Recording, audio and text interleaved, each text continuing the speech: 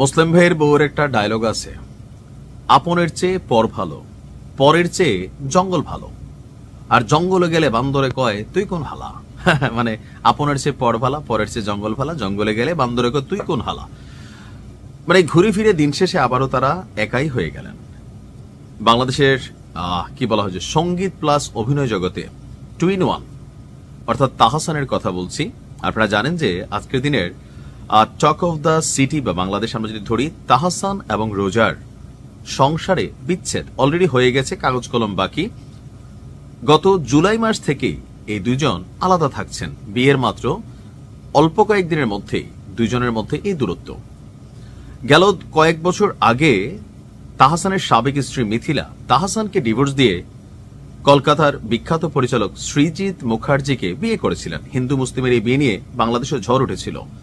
তো সৃজিত কয়েক বছর মিথিলার সাথে সংসার করে তাকে ডিভোর্স দিয়ে দিয়েছেন, বা মিথিলা তাকে ডিভোর্স দিয়েছেন। কারণ সৃজিতের আশেপাশে দুনিয়ার নায়িকারা আসে, দাদা কেমন আছেন আপনি, ওরে সৃজিত দা দেখো মুখার্জি কেমন লাগছে মাইরি, সত্যি বলছি।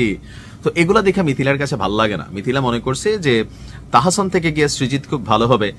দিন শেষে আয়রা নামক মেয়েটা হারাইলো তার প্রথম বাবা এক ধরনের, আর দ্বিতীয় যে বাবা ছিল তার সাথেও তার এখন দূরত্ব, অর্থাৎ মিথিলা একা।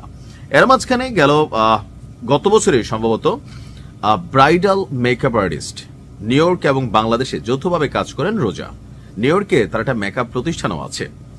তো আমাদের বাংলা চলচ্চিত্রের যারা আছেন বড় বড় মানুষ, বা ইউরোপ আমেরিকাতে যারা আছেন তাদের মেকআপই করেন, সাধারণ গরিব মানুষের মেকআপ করেন। আর রোজার ইনকামও ভালো।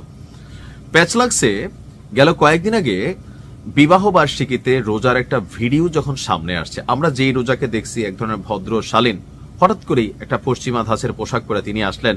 সবাই ভাবলেন দাড়ি টাড়ি রাখে তাহসান তো গান টান ছেড়ে দিতেছে শুনলাম, এখন তার বউ ওইভাবে ড্রেস আপ নিয়ে সামনে আসলো, প্যাচটা কোথায়? প্যাচটা বোঝা গেছে।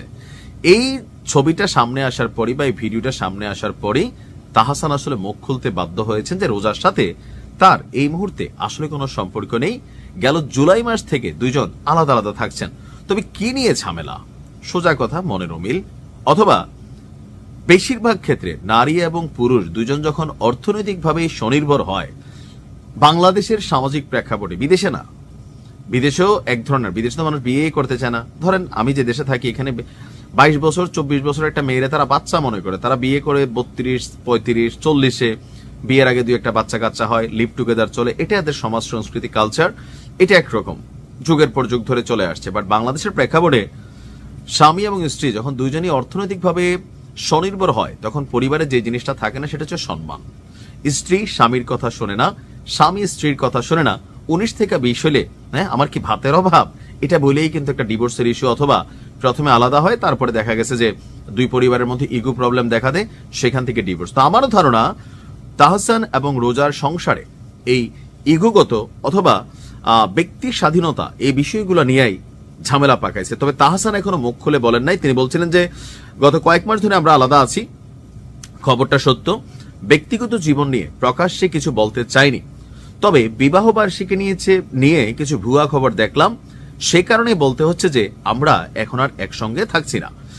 রোজা ইসলামের সাথে তার বিয়ে হয়েছিল 2025 সালের 4 জানুয়ারি।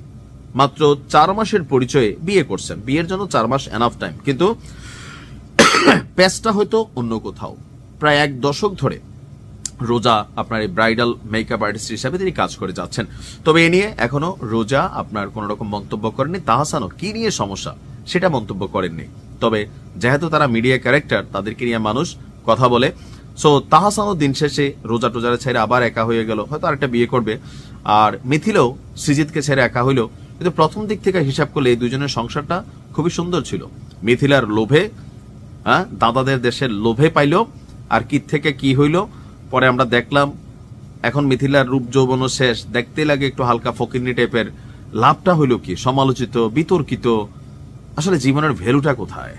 আমরা মাঝে মাঝে মনে করি তাদের জীবন অনেক ভালো। আসলে আমাদের জীবনটাই দিন শেষে আমার কাছে মনে হয় যে আমরাই ভালো আছি। ভালো থাকুন।